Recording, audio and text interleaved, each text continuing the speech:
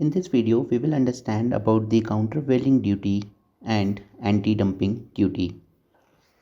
Imagine a scenario where in Indian market there is steel supplied by Indian companies at say 40 rupees, and similarly steel is imported from Chinese company for 50 rupees. That doesn't cause any issue. That is called as a fair market. Okay, but suppose that this Chinese company is getting subsidy in any form, be it in cash or kind, and due to this subsidy provided by the Chinese government, the Chinese company gains certain advantage, and now it can export its steel in Indian market for just 30 rupees.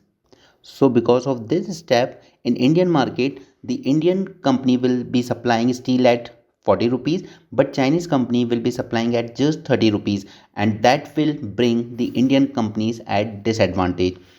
So to counter this, what Indian government will do is that it will impose a countervailing duty of 10 rupees, so to bring the parity between the steel of both Indian, that is indigenous, and the Chinese, the important one.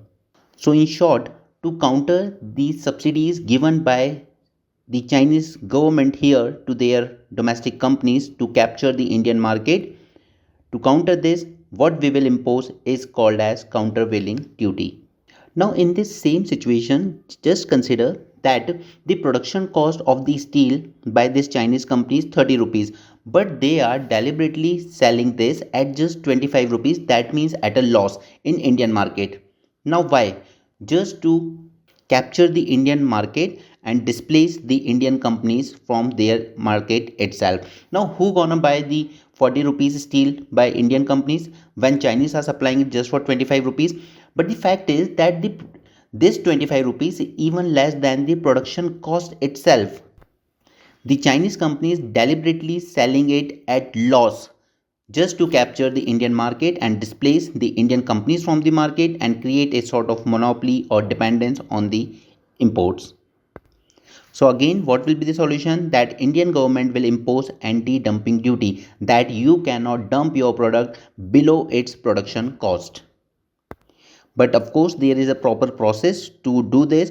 There will be an investigation, the evidence will be collected, and the rules set by WTO will be followed. And after all this process, only Indian government can impose the anti-dumping duty or the countervailing duty.